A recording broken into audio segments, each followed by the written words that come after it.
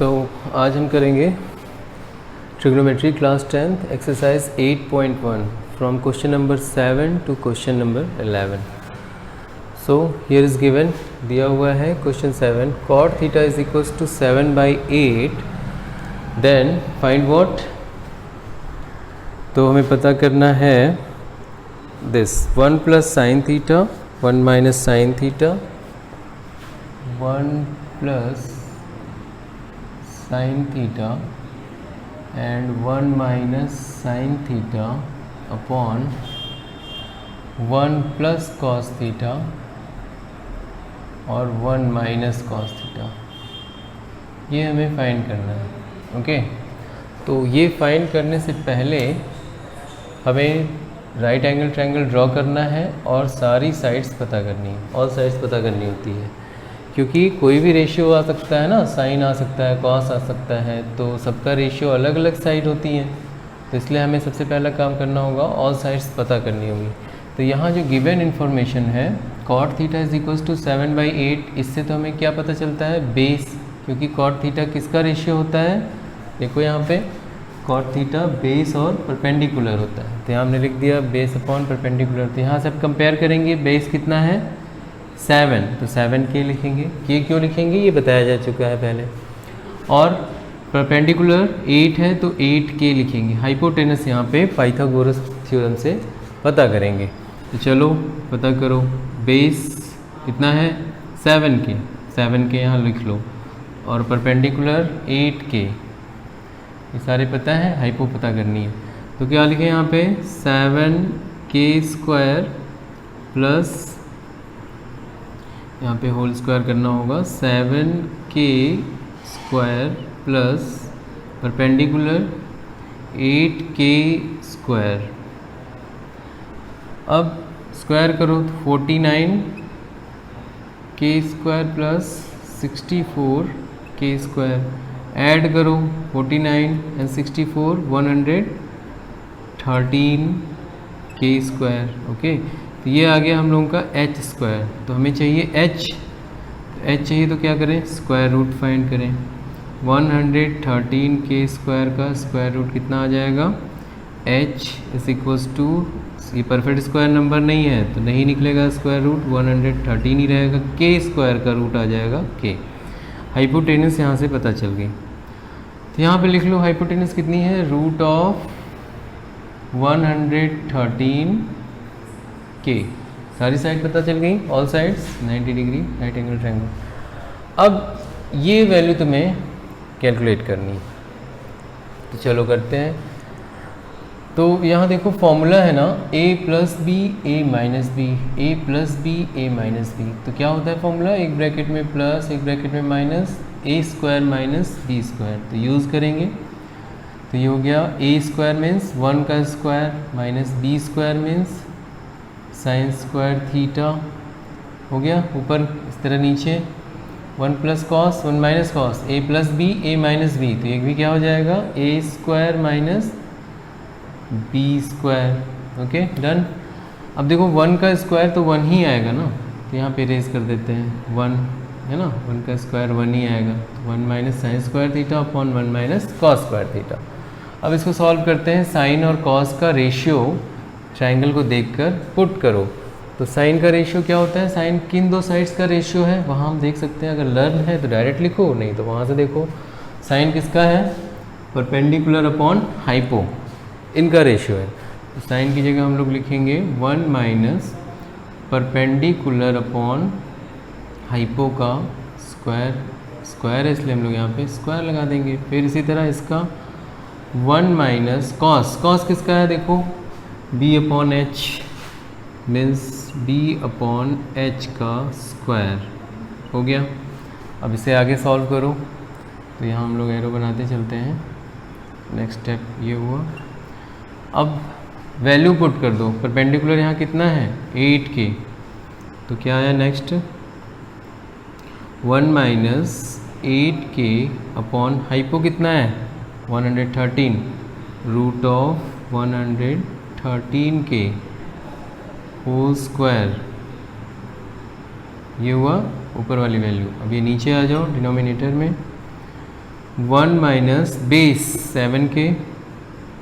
7k upon hypo, है ना। तो हाइपो कितनी है, रूट ऑफ 113,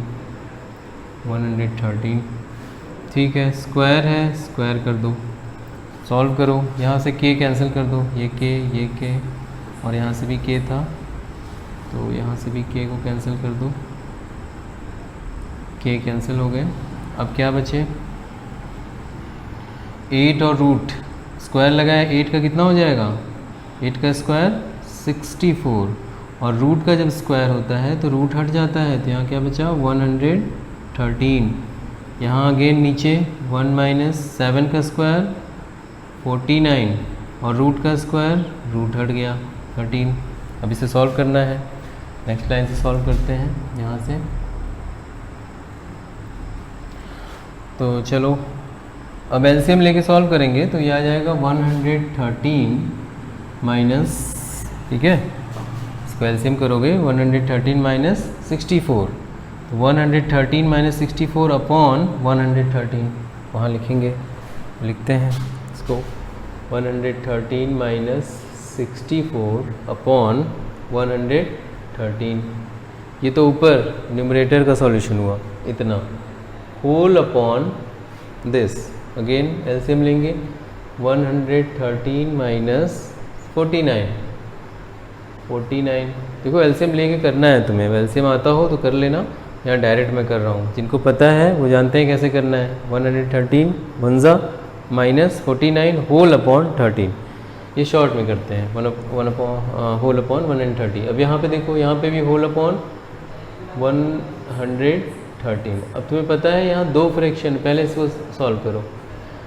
ऊपर की वैल्यू कितनी आई, ऊपर 113 में से 64 गया 49 अपॉन 113, होल अपॉन क्या है ये 113 माइनस 49, ये कितना आएगा 64 अपॉन 113। अब देखो दो फ्रैक्शन है, एक फ्रैक्शन ये है और एक फ्रैक्शन ये है, तो दो फ्रैक्शन का डिवीज़न हो रहा है तो क्या होता है, नीचे का फ्रैक्शन रेसिप्रोकल होकर मल्टीप्लाई हो जाता है। इसको कर लो, रेसिप्रोकल होकर मल्टीप्लाई होगा तो 49 upon 113 multiply reciprocal of 113 upon 64, यहाँ से ये कैंसिल, तो आंसर क्या आ गया, ओके। यहाँ पे आंसर क्या हो गया, क्या बचा, यहाँ 1 49 1 ज़ा 49 और यहाँ पे 64 1 ज़ा 64। So this is the solution for this part, okay. ये फर्स्ट पार्ट था, ये फर्स्ट पार्ट में पूछा गया है। अब सेकेंड पार्ट इसका सॉल्व करते हैं। सेकेंड पार्ट में क्या है, कॉट स्क्वायर थीटा की वैल्यू फाइंड करो। तो देखो ये बहुत इजी है, कॉट स्क्वायर थीटा बिल्कुल इजी है। सेकेंड पार्ट यहीं से कर लेते हैं हम लोग, यहाँ से करते हैं सेकेंड पार्ट। सेकेंड पार्ट में कह रहा है कॉट स्क्वायर थीटा की वैल्यू बताओ, कॉट स्क्वायर थीटा। अब ये तो बिल्कुल ही इजी है ना, कुछ करना ही नहीं है, कॉट थीटा तो गिवन ही है, तो इसी का स्क्वायर बताना है। कॉट थीटा 7/8 है, तो इसका स्क्वायर करेंगे तो इसका भी स्क्वायर हो जाएगा, कर दो। कॉट थीटा कितना है 7/8 है, वो स्क्वायर है तो इसका भी स्क्वायर कर दो, हो गया, इजी है ना, ये तो बहुत इजी हुआ। कितना आ गया, 7 का स्क्वायर 49, 8 का square 64। This is the value of second part, that is cot square theta 49/64। ये भी आया सेम आंसर आ रहा है। तो यहाँ पे एक्चुअली इस क्वेश्चन में तुम्हें थोड़ा सा एक फील देना चाहता है ये क्वेश्चन, अभी तो नहीं, लेकिन जब अभी नेक्स्ट एक्सरसाइज से तुम फॉर्मूले पढ़ोगे तो तुम्हें इस क्वेश्चन को अगर याद आएगा तो तुम कुछ समझोगे। क्या समझोगे, कुछ तुम्हें फील कराना चाहता है कि अगर आप फॉर्मूला यूज़ करो, अगर आपको फॉर्मूला पता है तो सेम क्वेश्चन शॉर्ट में हो जाएगा, बहुत शॉर्ट हो जाएगा। और लेकिन अगर फॉर्मूला नहीं पता है तो आपको इतना लेंदी प्रोसेस करना पड़ेगा, क्योंकि ये अगर तुम्हें फॉर्मूला पता होता, जो कि नेक्स्ट एक्सरसाइज में है, तो ये जो वैल्यू गिवन है इसको फॉर्मूला देखते हुए डायरेक्ट ये बन जाती। फॉर्मूले की हेल्प से हम इस वैल्यू को डायरेक्ट लिख देते कि दिस इक्वल्स टू दिस, क्योंकि कुछ फॉर्मूले हैं, तुम नेक्स्ट चैप्टर में पढ़ोगे तो खुद भी समझ जाओगे। तो ये वैल्यू एक्चुअली यही है, कॉट स्क्वायर थीटा बन जाएगा अगर हम यहाँ फॉर्मूले यूज़ करें तो तुरंत सॉल्व हो जाएगा, लेकिन फॉर्मूला नहीं यूज़ करोगे तो इतना लंबा जाएगा। ठीक है, तो ये समझाने के लिए असल में ये दिया गया है। चलो फिलहाल अभी तो फॉर्मूला नहीं यूज़ करना है, वो नेक्स्ट एक्सरसाइज में। ठीक, तो ये हो गया क्वेश्चन नंबर 7। नेक्स्ट करेंगे हम लोग question number 8। Okay,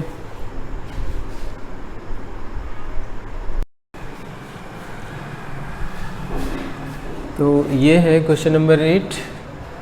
3 cot A = 4, तो वेरीफाई करना है कि ये वैल्यू लेफ्ट हैंड साइड जो लिखा हुआ है, ये राइट हैंड साइड जो लिखा हुआ है, दोनों इक्वल हैं, दोनों सेम हैं, दोनों सेम वैल्यू देंगे। तो इसको वेरीफाई करने के लिए हम क्या करेंगे, लेफ्ट हैंड साइड की वैल्यू पूरी फाइंड करेंगे, फिर राइट हैंड की भी फाइंड करेंगे। अगर दोनों वैल्यू एकदम सेम आती है तो इसका मतलब ये जो लिखा गया है ये सही है, वेरीफाई हो गया, मीन्स ये आइडेंटिटी सही है, ये फॉर्मूला सही लिखा गया है। तो चलो इसके लिए पहले हमें सारे ट्रिग्नोमेट्रिक रेशियोज़ पता होने चाहिए, ट्रायंगल की तीनों साइड पता होनी चाहिए। तो यहाँ से अभी हमें कौन सी दो साइड्स का रेशियो पता चल रहा है, चलो देखो, यहाँ देखो 3 cot A, दैट मीन्स यहाँ पे मल्टीप्लाई है ना 3, तो 3 को उधर भेज दो। क्यों भेज दो, ताकि हमें ये पता, देखो जैसे ये cot A, अगर तुम 3 को उधर भेजोगे मल्टीप्लाई है तो उधर जाकर क्या होगा, 4/3 हो जाएगा। इससे हमें क्या मिल जाएगा, कौन सी साइड सही है, रेशियो पता चल जाएगा। तो cot किसका, किस साइड का रेशियो होता है, cot वहाँ देखो, cot base upon perpendicular, that means ये बेस है 4k और परपेंडिकुलर कौन है 3k। ये पता चल गया, इसके लिखने से ही तो पता चलेगा, इसलिए 3 को उधर भेजा गया ताकि हमें कौन सी दो साइड्स हैं उनका रेशियो हमें पता चल जाए। तो ये दो साइड, अब हमें हाइपो पता करना है। अगेन यहाँ पे हम लोग क्या करेंगे, पाइथागोरस यूज़ करेंगे, b² + p², base square plus perpendicular. Solve करो, 4k² + 3k², ओके 3k², तो सॉल्व करके देखो 16k² + 9k², तो क्या मिल गया, 16 9 25k²। h² तुम्हें पता चल गया, तो h कितना हुआ, रूट निकालेंगे इसका, 25k², तो 25 का 5 आएगा और k नीचे करते हैं, तो h = क्या हो गया, 25 का 5 और k² का k। तो हाइपो पता चल गई। ओके, यहाँ नोट कर लो ताकि तुम्हें देखने में इजी हो, हाइपो 5k। अब सभी साइड्स हमें पता है तो हम कोई भी ट्रिग्नोमेट्रिक रेशियो रख सकते हैं, कॉस हो साइन हो। तो चलो अब रखते हैं। तो हम लोग पहले LHS को सॉल्व करेंगे, ये है LHS, दैट इज़ इसको सॉल्व करते हुए चलते हैं। चलो सॉल्व करो, ये क्या है, 1 - tan² A, tan means perpendicular upon base, perpendicular upon base, तो ये हो गया p/b, स्क्वायर है स्क्वायर लगा दो। ओके, फिर अगेन 1 प्लस फिर से tan है तो फिर से p/b ही आएगा, p/b²। ओके, अब वैल्यू पुट करो, इसमें क्या आएगी, 1 प्लस p/b, 3k/4k, तो 3k/4k स्क्वायर है तो स्क्वायर अपॉन 1 प्लस, यहाँ पर माइनस है फर्स्ट वाला, सेकेंड 1 प्लस फिर से 3k/4k स्क्वायर। ओके, सही है। अब तुम आगे बढ़ो, नेक्स्ट लाइन में क्या होगा, k कैंसिल, यहाँ से सब मल्टीप्लाइड है, k कैंसिल, तो क्या आया, 3/4 का स्क्वायर, यहाँ 9, यहाँ पे 16, 1 - 9/16, यहाँ क्या आया, 9 और 16, 1 + 9/16, तो 9/16। इसको सॉल्व करो, तो इसको सॉल्व करने पे क्या आया, 16 बन जा, एलसीएम लेंगे ना, 16 बन जा 16 - 9 कितना आया, 7/, आ गया ये 7/16। ओके, 7/16, ठीक। और फिर यहाँ पे नीचे वाला सॉल्व करो। 16 1 से 16 प्लस 9 25 अपॉन 16। अगेन वही रेसिप्रोकल होकर मल्टीप्लाई, तो रेसिप्रोकल होकर जब मल्टीप्लाई होगा तो 7 अपॉन 16 इंटू 16 अपॉन 25 है ना। अब 16 कैंसिल, तो फाइनली क्या मिल गया 7 अपॉन, यहाँ है ना 7 1 और ये 25 1 7 अपॉन 25।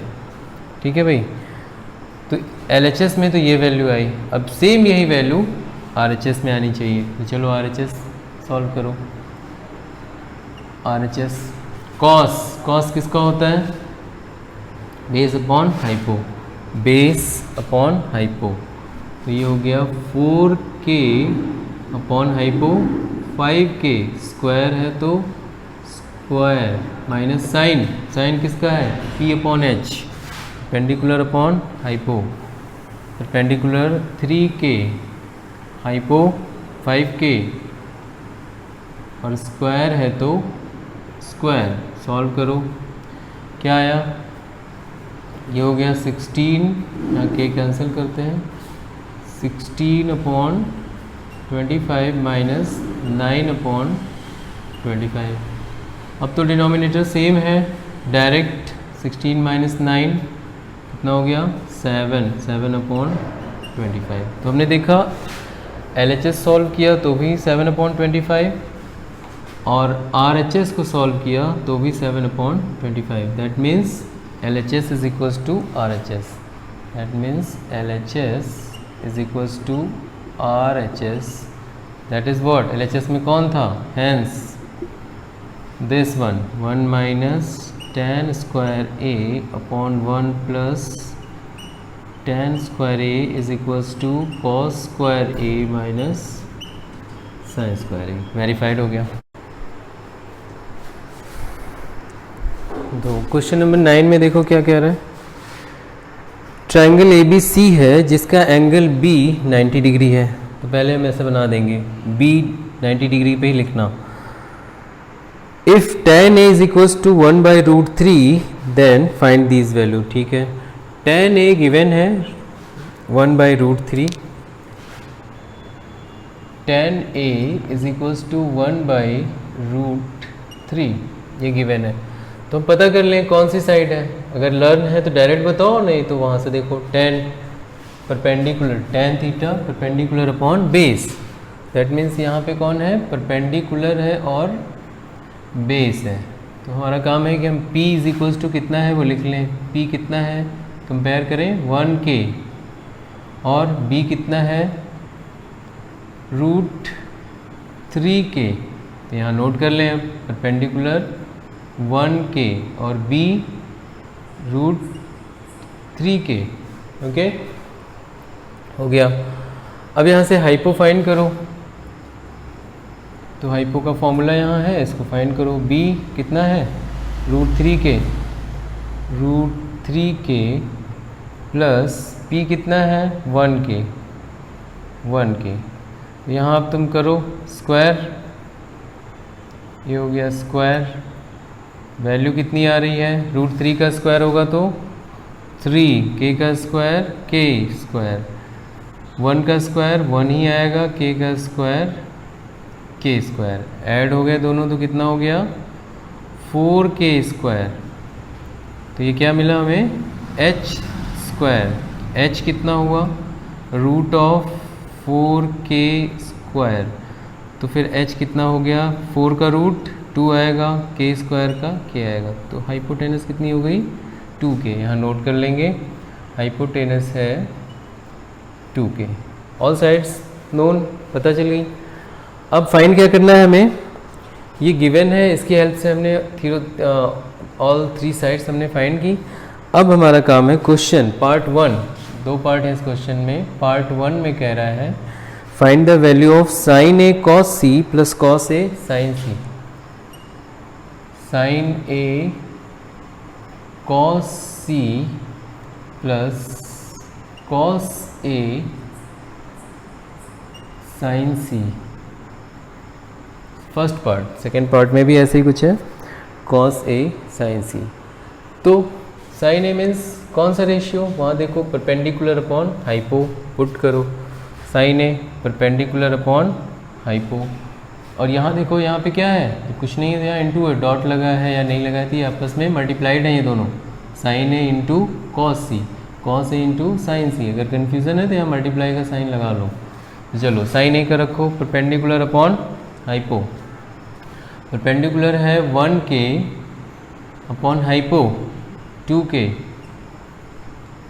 इंटू डॉट लगा रहे मीन्स इंटू कॉस सी। अब देखो यही यहाँ पहले समझाया भी है, सी की बात हो रही भाई, तो एंगल सी के लिए जहाँ पर एंगल बना हुआ है वो साइड बेस होगी, है ना। ये तो बेस हो नहीं सकती, ये तो हमेशा हाइपो ही रहेगी, 90 के सामने हाइपो।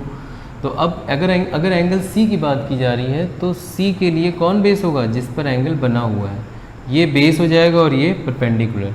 तो कॉस सी क्या होता है, वहाँ देखो cos theta base upon hypo, cos theta होता है बेस अपॉन हाइपो। तो कॉस थीटा कौन सा लिया जा रहा है, सी, तो बेस कौन हुआ, ये हुआ। अब इसको बेस नहीं कहेंगे क्योंकि सी के लिए बेस ये है।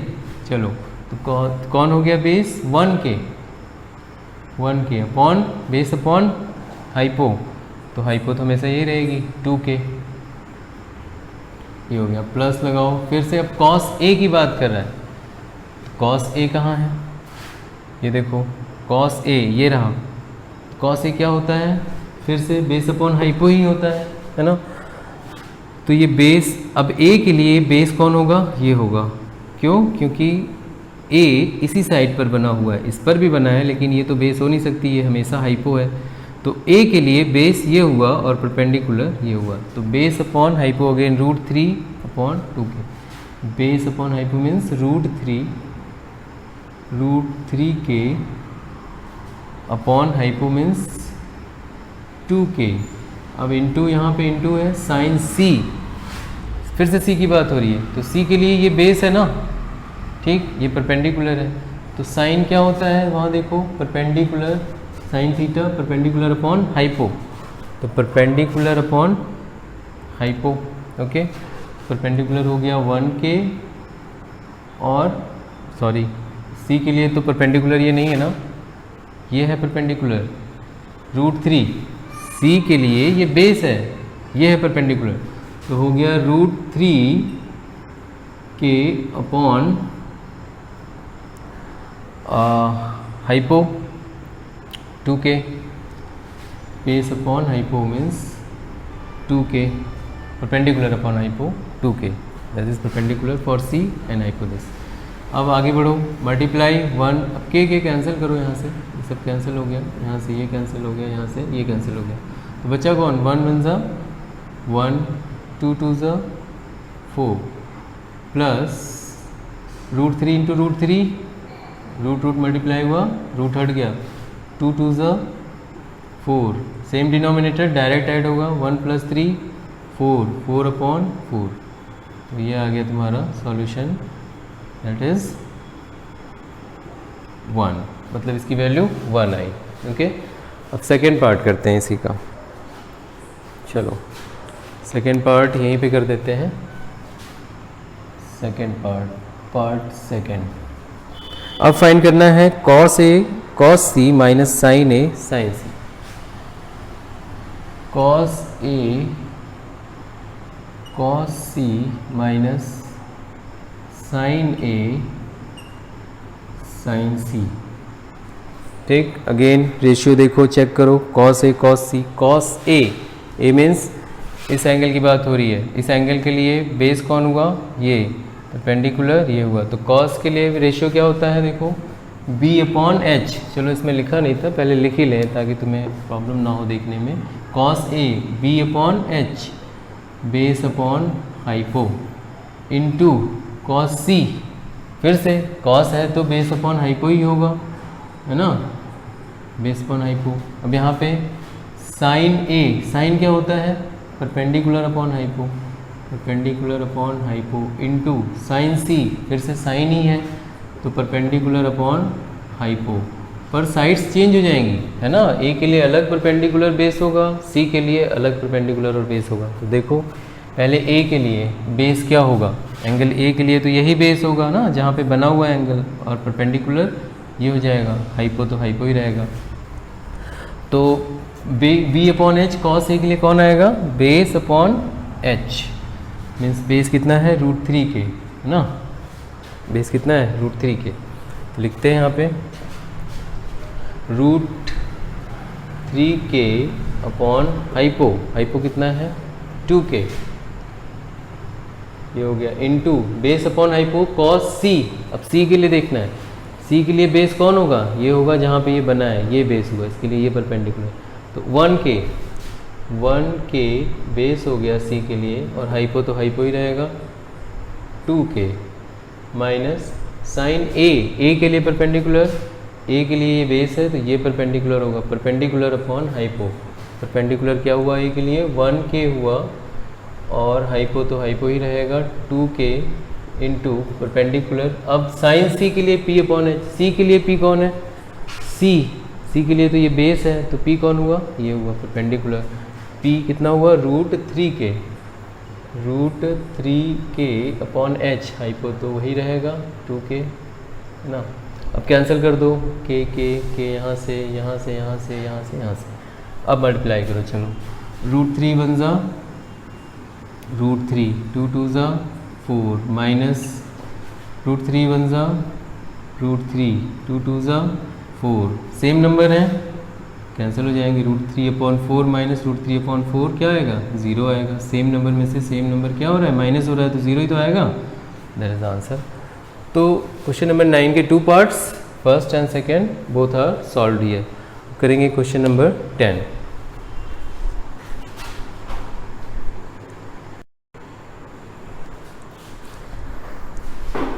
तो क्वेश्चन नंबर 10 में गिवन है PR + QR is equals to 25 centimetre और PQ is equals to 5 centimetre. Then हमें sine P, cos P, tan P पता करना है। तो तुम्हें तो पता ही है, कोई भी रेशियो फाइंड करना है तो ऑल साइड्स पता होनी चाहिए। तो सबसे पहला काम क्या है, ऑल 3 साइड्स पता करो। सिर्फ हमें यहाँ पे PQ पता है, तो चलो देखते हैं क्या करना है। तो यहाँ पे PR + QR 25 है, तो हम क्या करेंगे, सबसे पहले PR इज इक्वल्स टू लिखेंगे 25 माइनस QR। ऐसा क्यों कर रहे हैं, क्योंकि हमने PR को QR के टर्म्स में लिख लिया, तो ये साइड हम PR की जगह क्या लिख सकते हैं, ये क्या हो गई 25 माइनस QR, और ये QR पहले से है, ये भी पता है, तो यहाँ भी QR, यहाँ पर भी QR, है ना। PR इज इक्वल्स टू क्या है 25 माइनस QR, और ये गिवन ही है। तो जब हम पाइथागोरस यहाँ यूज़ करेंगे तो सिर्फ PR ही अननोन रहेगा, PR फाइंड हो जाएगा। जब PR फाइंड हो जाएगा तो थर्ड साइड भी पाइथागोरस से पता चल जाएगी। चलो यहाँ पे करते हैं। तो पहले हमने PR is equals to 25 minus QR, equation number first इसको लिख लिया। अब इसको यूज़ करेंगे इन पाइथागोरस थ्योरम। चलो Pythagoras theorem, hypo square is equals to base square plus perpendicular square. Hypo यहाँ पर कितनी है, PR है, PR हाइपो क्या है PR, तो PR square is equals to base कितना है PQ स्क्वायर, और परपेंडिकुलर कितना है QR है, QR स्क्वायर। ओके हो गया, है ना। किस एंगल के लिए, एंगल P के लिए, क्योंकि एंगल P ही पता करना है ना हमें, तो एंगल P के लिए ये बेस है, ये परपेंडिकुलर। अगर एंगल R दिया होता तो फिर हम लोग यहाँ से ही चेंज होता, बेस परपेंडिकुलर और बेस। अभी P की बात करनी है, तो P के लिए परपेंडिकुलर ये और बेस ये। तो ये हो गया तुम्हारा हाइपोटेनस पाइथागोरस थ्योरम। अब देखो यहाँ पे PR के प्लेस पर हमें क्या लिखना होगा 25 माइनस QR, तो यहाँ पे लिखेंगे 25 माइनस QR, स्क्वायर है ना PR, ये होल वैल्यू PR है, देखो होल वैल्यू PR है और उसका स्क्वायर लगाया, तो इस होल वैल्यू की भी यहाँ पर स्क्वायर लग जाएगा, इक्वल PQ स्क्वायर तो पता है कितनी है 5 है, 5 का स्क्वायर। QR नहीं पता है तो QR स्क्वायर। तो ये करने से फ़ायदा यही हुआ ना, देखो सिर्फ क्यू आर अननोन है यहाँ पे, क्यू आर हमें यहाँ से फाइंड हो जाएगा। तो पहले यहाँ पे फॉर्मूला यूज़ करो, a minus B whole square that is A square plus B square minus 2 into dot means into A into B means Q R, ये सब डॉट मीन्स इंटू है। चलो यहाँ की तो हो गया, इक्वल 25 5 का square 25 plus Q R square, ये हो गया। अब इसको सॉल्व करो, तो कैसे करेंगे, देखो ये कितना हो गया 625 Q R square minus 52 into 25 50 into Q R multiply हो रहा है सर, इक्वल यहाँ पे 25 प्लस क्यू आर स्क्वायर। अब देखो यहाँ पर भी क्यू आर स्क्वायर है, यहाँ पर भी क्यू स्क्वायर है, तो क्यू स्क्वायर यहाँ प्लस है ना, अगर उधर भेजोगे तो यहाँ जाकर माइनस हो जाएगा, जब ये माइनस हो जाएगा और ये प्लस तो कैंसिल हो जाएंगे, तो डायरेक्ट कैंसिल कर दे। देखो ये प्लस है ना, अभी उधर भेजेंगे तो प्लस क्या बनेगा माइनस क्यू आर ऐसे बनेगा, तो ये माइनस क्यू आर ये प्लस क्यू आर कैंसिल हो जाएंगे, है ना, स्क्वायर हैं दोनों, तो इसको डायरेक्ट यहीं पे कैंसिल कर देते हैं शॉर्ट में ही, ये कैंसिल हो गया और ये कैंसिल हो गया। अब बचा कौन है यहाँ पे, अब 25 को इधर कर लो, ठीक 25 को इधर करो, 625 माइनस 25, ये माइनस तो उधर चला गया, माइनस से तो उधर जाकर प्लस क्यू आर, ठीक है। इसको उधर इसलिए भेजा है कि नेगेटिव है पॉजिटिव हो जाए, अब इसको इधर रखते उधर भेजते तो नेगेटिव दोनों बनता, फिर नेगेटिव कैंसिल करना पड़ता, इसलिए मैंने नेगेटिव को उधर कर लिया। अब माइनस करो, 625 में से 25 गया 600, इधर क्या बचा 50 क्यू आर, तो यहाँ से अब क्यू आर फाइंड कर लो, 50 आगे डिवाइड करेगा, इसी को हम लोग सीधा लिख लेते हैं, Q R is equals to, ये क्या हुआ यहाँ पे इंटू है ना, ये इंटू है, तो यहाँ आगे क्या करेगा डिवाइड, इसी को सीधा लिखो 600/50, जो यहाँ हुआ है उसी को सीधा लिख लिया गया, यहाँ से ये कैंसिल हो गया, 5 1 ज़ा 5, 5 इंटू 12 60, तो क्यू आर की वैल्यू क्या आई, Q R is equals to 12, Q R is equals to 12 centimetre, यहाँ से हमें क्यू आर पता चल गया। अब क्या चाहिए, अब क्यू आर जब फाइंड हो गया तो इक्वेशन नंबर फर्स्ट में इसको पुट कर दो, तुम्हें पी आर फाइंड हो जाएगा, पता चल जाएगा। चलो putting in equation number first,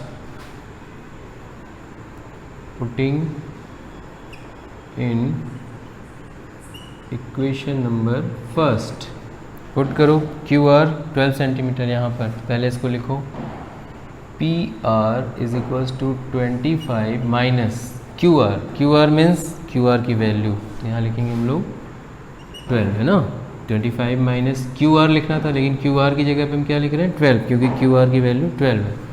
अब माइनस कर लो, 25 माइनस 12 13 सेंटीमीटर, तो यहाँ से हमें पी आर भी फाइंड हो गई।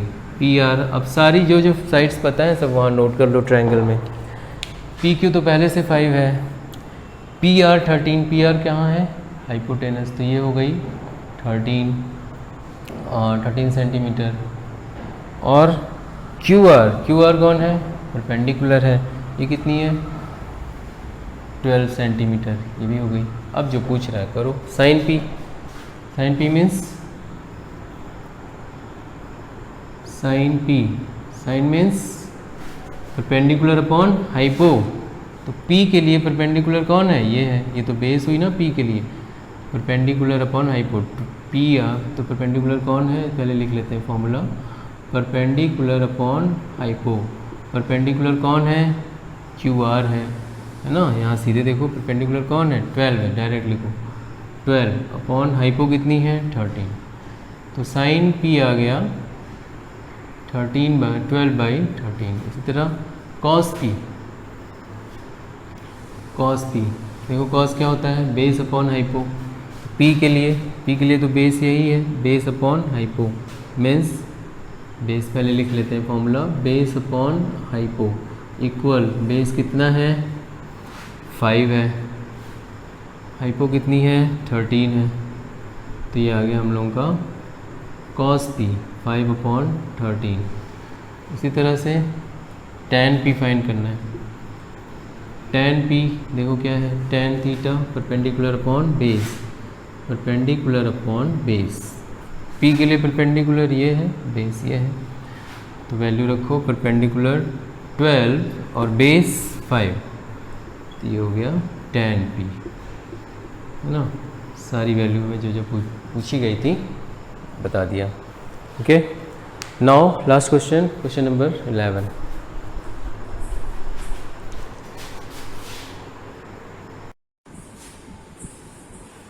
So question 11, last question, first part में पूछा है क्या tan a की वैल्यू ऑलवेज लेस देन 1 होती है। क्वेश्चन में देखो फर्स्ट पार्ट, क्या tan a की वैल्यू हमेशा 1 से कम होती है, इसको जस्टिफाई भी करना है। ये फॉल्स है, जस्टिफिकेशन कैसे देंगे, देखो ये फॉल्स है क्योंकि tan a is equal to perpendicular upon base होता है, हमने हम इस्तेमाल देख सकते हैं tan is equal to perpendicular upon base. Okay, तो अगर परपेंडिकुलर और बेस अगर इक्वल हो जाएंगे, परपेंडिकुलर और बेस दोनों इक्वल हो सकती है कि आइसोसेलेस राइट एंगल ट्रायंगल दोनों साइड सेम हो सकती है। अगर दोनों साइड सेम हो जाए तो फिर सेम हो जाएगी, तो परपेंडिकुलर अपॉन बेस दोनों सेम है, बेस की जगह भी परपेंडिकुलर सेम साइड है ना, दोनों कैंसिल होकर क्या आएंगे, tan इज इक्वल टू 1। ठीक, तो ये स्टेटमेंट फॉल्स है क्योंकि tan a की वैल्यू 1 ही आ सकती है। कब, किस कंडीशन में, जब परपेंडिकुलर और बेस सेम हो जाए। तो अकॉर्डिंग टू दिस फॉर्मूला अगर परपेंडिकुलर और बेस सेम हो गए, हम b की जगह भी b लिख सकते हैं, फिर db कैंसिल होकर 1 आएगा। वैसे भी दो सेम वैल्यू होंगी तो कट के 1 ही आएगी, तो 1 भी हो सकती है। तो ऑलवेज लेस देन 1 नहीं हो सकता, अगेन ग्रेटर देन 1 नहीं हो सकता है। अगर perpendicular is greater than base, perpendicular base से बड़ी हो, देखो परपेंडिकुलर अगर बड़ी हो तो होल वैल्यू क्या आएगी, ग्रेटर देन 1 आएगी, क्योंकि हम जानते हैं greater numerator always gives the value greater than 1। किसी भी फ्रैक्शन में अगर न्यूमरेटर बड़ा नंबर है, जैसे कि मान लो 3/2 है, ग्रेटर देन 1 आएगा कि नहीं, तो इसको सॉल्व करो, इसको डिवाइड करो, 1 पॉइंट समथिंग 1 से बड़ा आ रहा है। अगर न्यूमरेटर छोटा हो जाता है 92/5, न्यूमरेटर छोटा है डिनोमिनेटर बड़ा है, तो ये लेस देन 1 आएगा, डिवाइड करोगे डेसिमल में आएगा 0.4 आएगा ना, कितना आएगा 0.4 आएगा, ये कितना आएगा 1 पॉइंट समथिंग। ठीक, ये तो जब भी न्यूमरेटर बड़ा होता है तो होल वैल्यू 1 से बड़ी हो जाती है। तो यहाँ पे भी समझाया गया है कि अगर न्यूमरेटर मींस यहाँ पर tan a के न्यूमरेटर कौन होगा, परपेंडिकुलर अगर बेस से बड़ा हो गया तो क्या होगा, होल वैल्यू 1 से बड़ी आएगी। ये स्टेटमेंट फॉल्स है। सेकेंड पार्ट में कहा जा रहा है sec a 12/5 या पॉसिबल है इस ट्रायंगल में, तो उसके लिए देखेंगे, देखो sec a क्या है, sec a क्या होता है, hypo upon base, hypo upon base. यहाँ से हाइपो 12 के बेस 5 के परपेंडिकुलर हम लोग पाइथागोरस से यूज करके परपेंडिकुलर फाइंड करेंगे। देखो यहाँ पे Pythagoras theorem h² b² + p², फिर p चाहिए ना, p चाहिए तो p इधर देखोगे तो h में से ये माइनस होगा, तो इक्वेशन होगा, उसी को यहाँ पे सीधा करके लिख दिया गया, p² = h² - b²। अब इसको सॉल्व करेंगे तो p² 190a² आ रहा है और p इसका रूट निकालेंगे 190a, दैट मींस 10 अप्रॉक्स 10.9 आएगा, इसका रूट 10.9 अप्रॉक्स। तो इसका हमने क्यों फाइंड किया, जब तीनों साइड पता चल गई तो इसने फाइंड किया कि हम तीनों साइड की जो ट्रायंगल की कंडीशन होती है, कोई ट्रायंगल पॉसिबल कब होता है, जब टू साइड्स का सम थर्ड साइड से बड़ा हो, टू साइड का डिफरेंस थर्ड साइड से छोटा हो। चेक कर लेंगे, तीनों साइड पता है, अब यहाँ देख लेंगे, ए बी देखो 5 के, बी सी 10.9 और ए सी 12 के, सारी साइड पता चल गई। अब इसमें वही कंडीशन चेक करके देखेंगे, दो साइड, इन्हीं दो साइड से सम थर्ड साइड से ग्रेटर आ रहा होगा, इन्हीं भी दो साइड का डिफरेंस थर्ड साइड से स्मॉलर आ रहा होगा, चेक करके हम देख सकते हैं। इसलिए ये वैल्यू पॉसिबल है सेक इंटू 12/5 इसी ट्रायंगल में, क्योंकि इस साइड से इस मेजरमेंट से ट्रायंगल पॉसिबल हो सकता है। ठीक है, ये ट्रू है। देखते हैं थर्ड पार्ट। थर्ड पार्ट बहुत इजी है, यहीं पे शॉर्ट कर लेते हैं। थर्ड पार्ट में है cos A को सेकंड के लिए एब्रिविएशन है क्या? क्या cos A को सेकंड का एब्रिविएशन है क्या? cos A थर्ड पार्ट में कह रहा है, थर्ड पार्ट क्या cos A को सेकंड का एब्रिविएशन है? को सेकंड नहीं, को सेकंड एक एब्रिविएशन नहीं, क्योंकि cos A क्या है? ये फॉल्स है, फॉल्स स्टेटमेंट। और इसका जस्टिफिकेशन क्या देंगे कि cos A किसका एब्रिविएशन है? कोसाइन का, कोसाइन A का एब्रिविएशन यानी छोटा रूप है। cos A is abbreviation of is an abbreviation of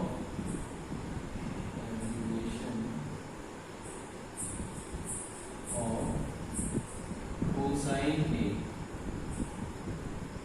Okay, hence this statement is false, directly proved. Fourth, cos A cosine A का है, को सेकंड का नहीं है। को सेकंड तो कौन होता है? कोसेक होता है। नेक्स्ट फोर्थ, क्या cot A जो लिखा जाता है उसमें cot के साथ A मल्टीप्लाइड है?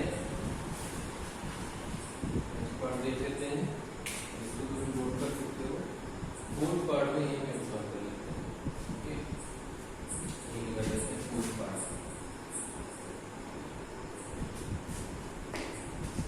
cot A, ये cot A लिखा हुआ है, क्या ये cot into A लिखा है?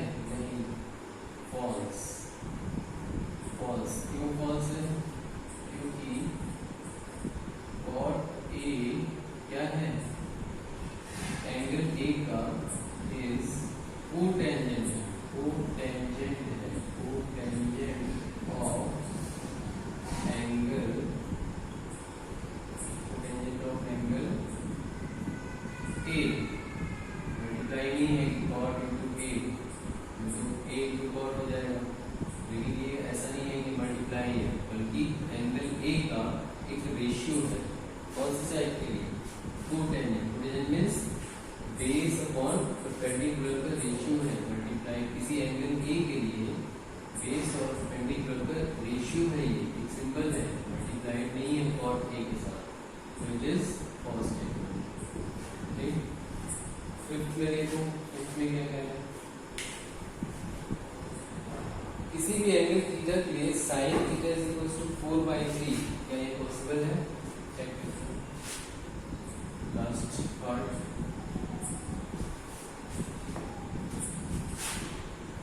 क्या ये पॉसिबल है?